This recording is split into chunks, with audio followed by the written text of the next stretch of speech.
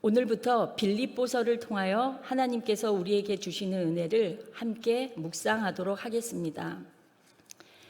빌립보서를 잘 이해하기 위해서 본문을 보기 전에 아주 간략하게 빌립보라는 도시의 형성 배경과 빌립보 교회의 탄생, 그리고 빌립보서를 기록하게 된 목적을 먼저 간략히 살펴보고 본문을 보도록 하겠습니다. 빌립보라는 도시의 형성 배경입니다. 원래 이 빌립보는 유럽에서도 변방의 야만족 취급을 받던 사람들이 험하게 살던 곳입니다.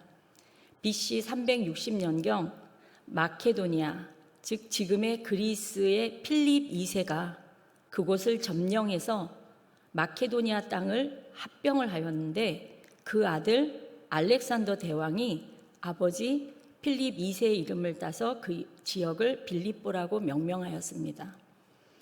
후에 BC 168년에 그리스와 로마와의 전쟁으로 이 도시가 다시 로마의 속주가 됩니다. 로마는 야만적 문화를 가진 이곳에 로마 문화를 심으려고 많은 노력을 했지만 쉽지 않았습니다. 그래서 로마는 로마의 퇴역 장교 군인들에게 이 빌립보 땅으로 이주하게 하였고, 또 로마의 문화를 꽃피우는 성과를 내면 누구든지 로마 시민권을 부여하였습니다. 그 당시는 로마 시민권을 얻는다는 것은 온 세계 국민들의 열망이었죠. 로마 시민이든 아니든 누구든지 이 땅에 와서 로마의 문화와 로마의 가치와 로마의 정신을 구현해내는 사람에게는 로마 시민권을 부여하였습니다. 이 시민권을 받은 빌립보 사람은 로마의 시민권자로서의 그 긍지와 자부심은 하늘을 찌를 듯 했죠. 그래서 빌립보서 3장 20절에서도 우리의 시민권은 하늘에 있는지라 라고 강조하며 사도 바울은 시민권이라는 용어를 활용하여 이 죄 많은 세상에 사는 그리스도인들이 하늘의 시민권자로서 어떻게 살아야 하는가를 이 빌립보서에 담았고, 이 빌립보서를 쓰게 된 중요한 기록 목적이기도 합니다. 다음은 빌립보 교회의 설립 배경입니다. 이 교회 설립 배경은 사도행전 16장 6절로 15절에 나와 있는데 제가 간략히 요약해서 말씀드리겠습니다. 사도 바울은 원래 아시아에서 말씀을 전하고자 했으나 성령님이 막으셨고, 또 드로아라는 곳으로 갔는데 그곳에서 밤의 환상으로 마게도냐 사람 하나가 그에게 마게도냐로 건너와서 우리를 도우라 하는 것을 보고, 바울은 하나님이 저 사람들에게 복음을 전하라고 부르신 줄로 인정하였습니다. 그리하여 드로아에서 네아폴리를 거쳐 빌립보에 이르니, 이는 마게도냐 지방의 으뜸가는 성이요 또 로마의 식민지였습니다. 이 성에서 안식일에 우리가 기도할 곳이 있을까 하여 문 밖 강가에 나가 거기 앉아서 모인 여자들에게 기도처를 아느냐라고 물었습니다. 두아디라 시에 있는 자색 옷감 장사로서 하나님을 섬기는 루디아라 하는 한 여인에게 주께서 그의 마음을 열어 바울의 말을 따르게 하신지라, 즉 전도를 하였고, 그와 그 집이 다 세례를 받고 루디아 집에서 복음을 전한 것이 빌립보 교회의 시작입니다. 그래서 빌립보 교회는 여성들이 주축이 되어 시작된 교회였습니다. 그런데 바울은 이 빌립보에서는 기도처를 찾았는데 그곳은 회당이 없다는 뜻이고, 회당이 없다는 것은 그곳에는 유대인 남자 10명이 채 안 되거나 아예 유대인이 없었다는 얘기입니다. 그래서 여기서는 바울의 사도권에 대한 시비가 일어나지 않았다는 의미를 내포하고 있습니다. 다음은 빌립보서의 기록 배경을 잠시 살펴보겠습니다.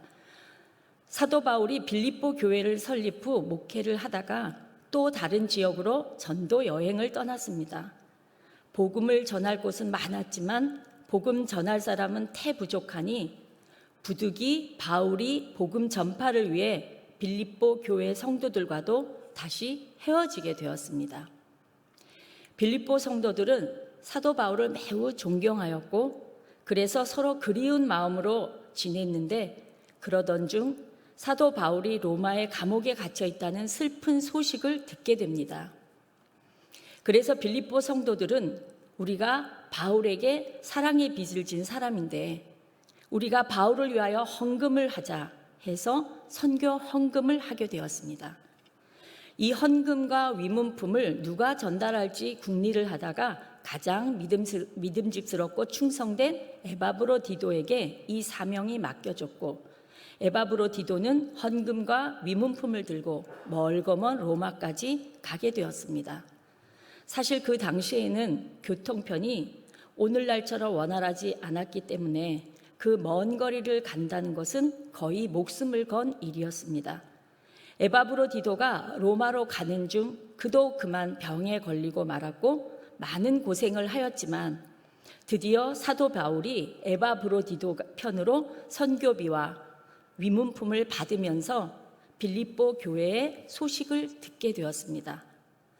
바울과 만나 이런저런 얘기를 하는 중 바울이 듣기에 제일 심각했던 문제가 교회 안에 유오디아와 순두계라는 여성을 중심으로 아주 큰 내분이 생겼는데 자칫하면 교회가 갈라질 위험까지 와 있다는 것을 듣게 되었습니다.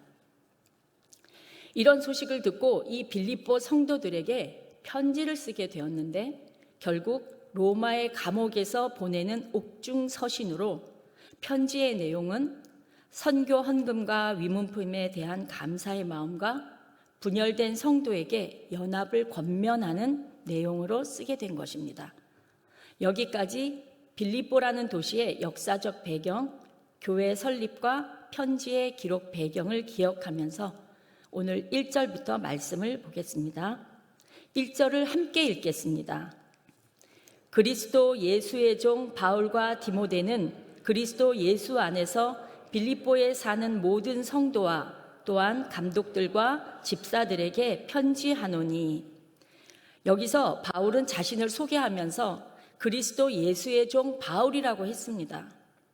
다른 서신서에서 인사를 할 때와 좀 다른 기분을 느끼실 수 있는데요.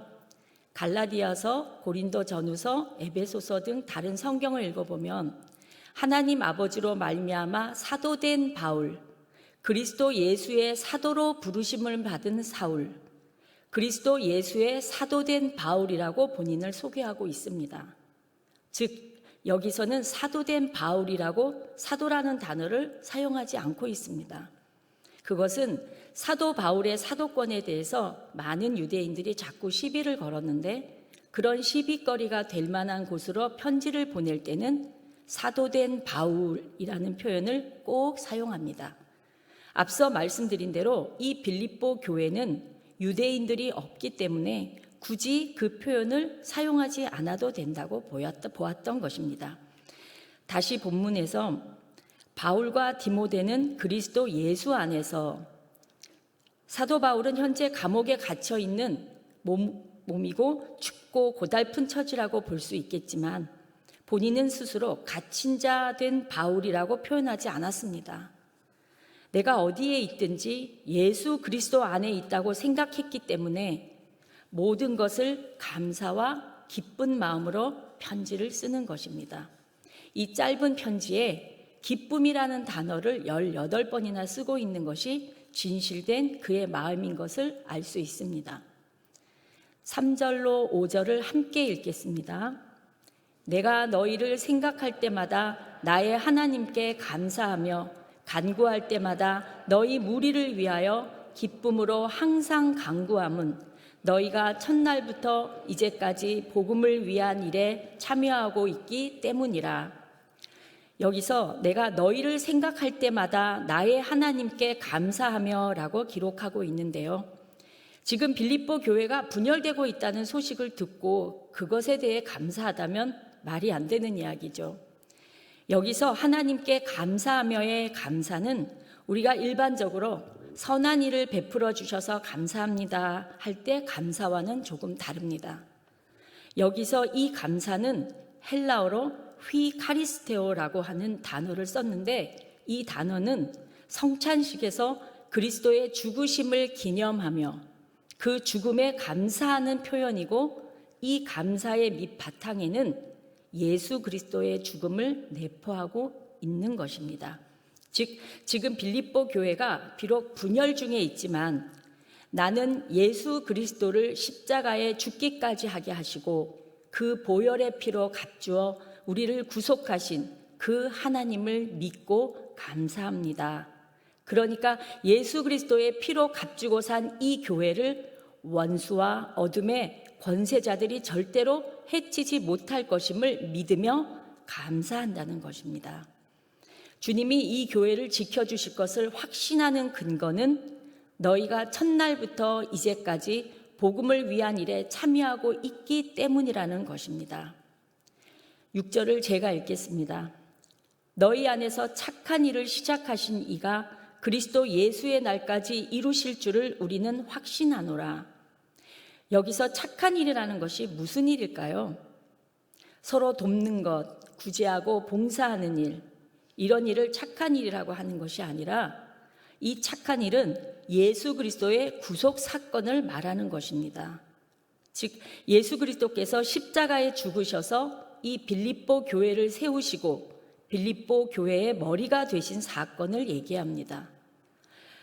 그렇다면 십자가에서 죽으시고 우리를 구원하신 그 착한 일을 하나님이 시작하신 일이기 때문에 빌립보 교회가 지금 비록 약간의 분열이 있지만 예수님의 재림하시는 그날까지 계속 구속사역을 이루어 가실 줄을 확신한다는 말씀입니다. 다시 본문 9절로 11절을 함께 읽겠습니다. 내가 기도하노라. 너희 사랑을 지식과 모든 총명으로 점점 더 풍성하게 하사 너희로 지극히 선한 것을 분별하며 또 진실하여 허물 없이 그리스도의 날까지 이루고 예수 그리스도로 말미암아 의의 열매가 가득하여 하나님의 영광과 찬송이 되기를 원하노라. 여기서는 바울이 빌립보 성도들을 위하여 기도하는 내용입니다. 기도의 내용을 좀 더 깊이 살펴볼 필요가 있다고 생각됩니다. 첫째, 9절에 너희의 사랑이 풍성하여 선한 것을 분별하기를 원한다는 것입니다. 어떻게 풍성할 것인가 하면 지식과 모든 총명으로 풍성하게 하사라고 표현하고 있는데 여기서 지식이란 하나님의 말씀이 기초된 지식을 말하고 있습니다. 그 당시에 로마를 중심으로 유행하던 도덕과 철학, 과학 등 일반적 지식을 말하는 것이 아니라 하나님의 말씀이 기초된 지식으로 사랑이 풍성하길 원한다는 것이죠. 로마서 10장 2절로 3절에 보면 그들이 하나님께 열심히 있으나 올바른 지식을 따른 것이 아니니라. 하나님의 의를 모르고 자기의 의를 세우려고 힘써 하나님의 의에 복종하지 아니하였느니라 라고 올바른 지식으로 하나님의 의를 강조하고 있습니다.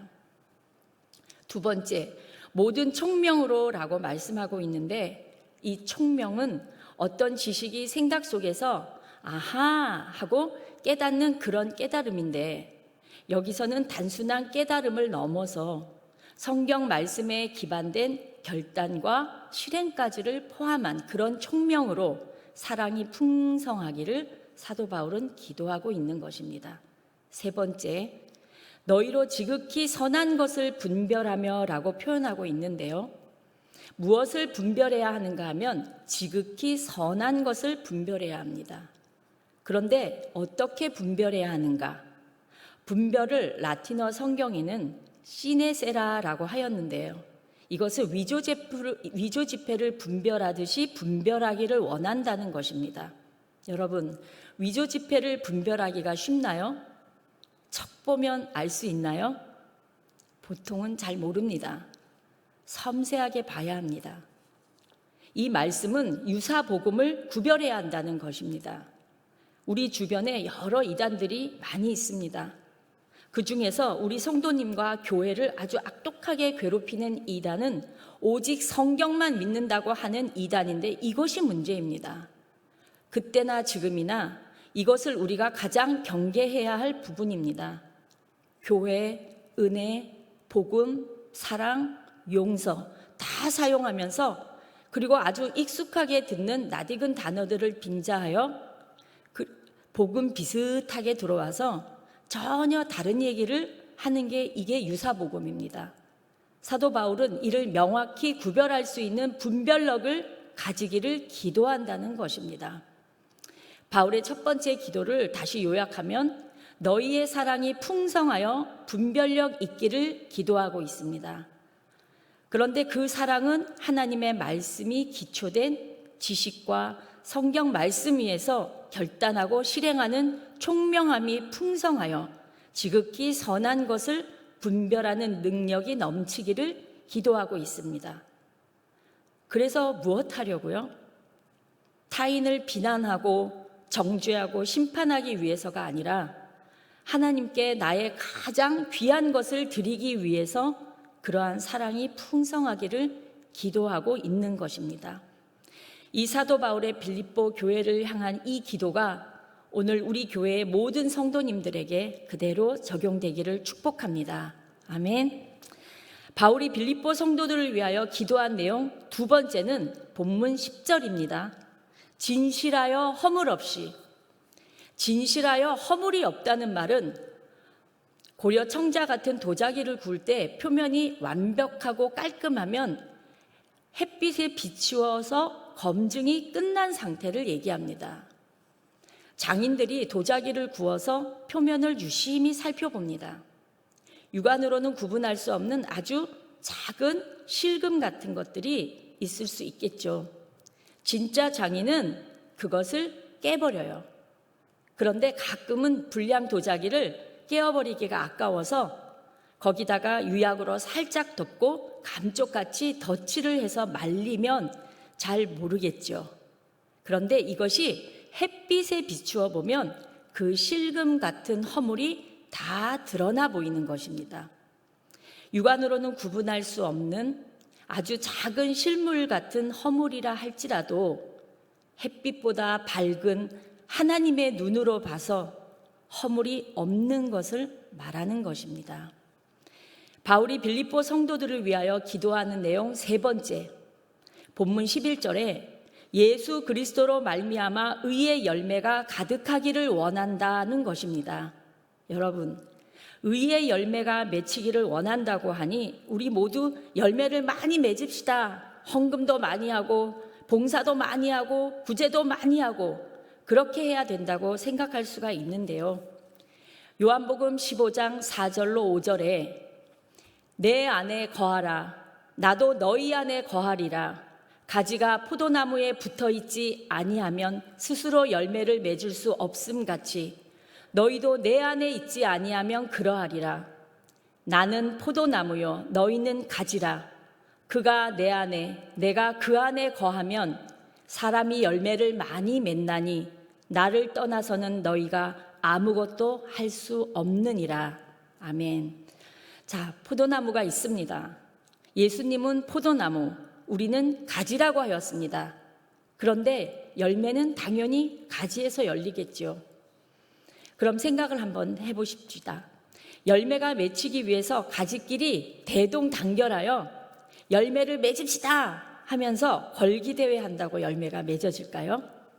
가지끼리 단합대회하고 운동하고 열매 맺자, 헌신하자, 봉사하자 주장하고 으쌰으쌰 그렇게 한다고 열매가 맺어지는 것일까요? 요한복음 말씀에는 그가 내 안에 내가 그 안에 거하면 사람이 열매를 많이 맺나니라고 하고 있습니다.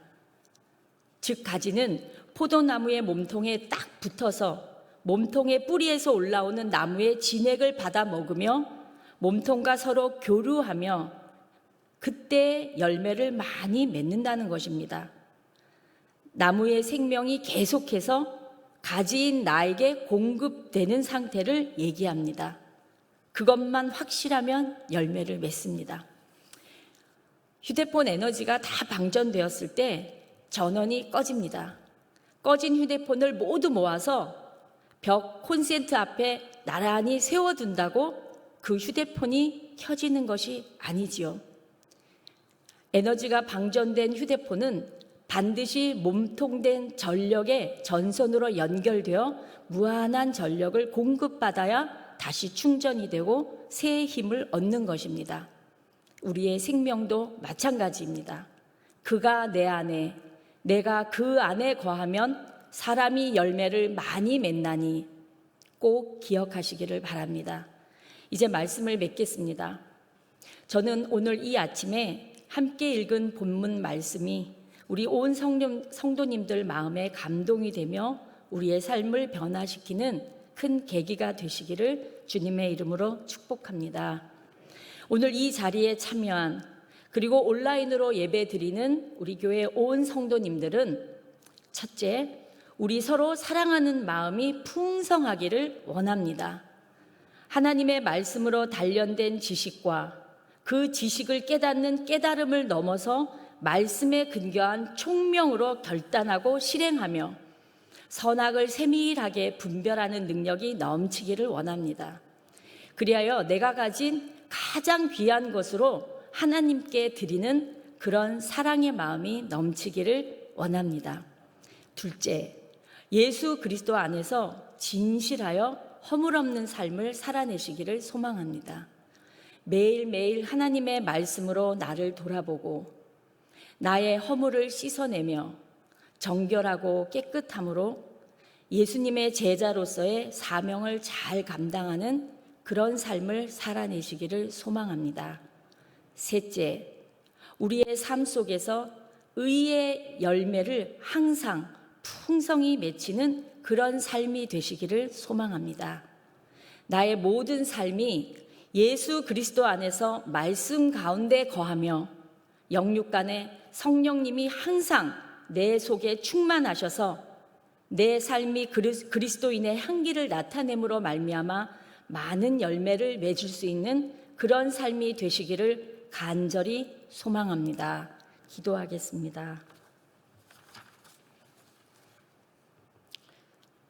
거룩하시고 살아계신 아버지 하나님, 오늘 이 아침에 사도 바울이 빌립보 교회를 향한 뜨겁고 감동스러운 기도의 말씀을 가르쳐 주시니 감사합니다. 우리도 이 말씀을 가슴에 안고 사랑하는 마음이 풍성하며 늘 하나님 앞에서 진실하며 허물이 없는 삶을 누릴 수 있기를 간절히 소원합니다. 우리 교회 온 성도들이 포도나무와 같은 주님 안에 날마다 매 순간마다 거하며 많은 열매를 맺게 하여 주시옵소서. 예수님의 이름으로 기도합니다. 아멘.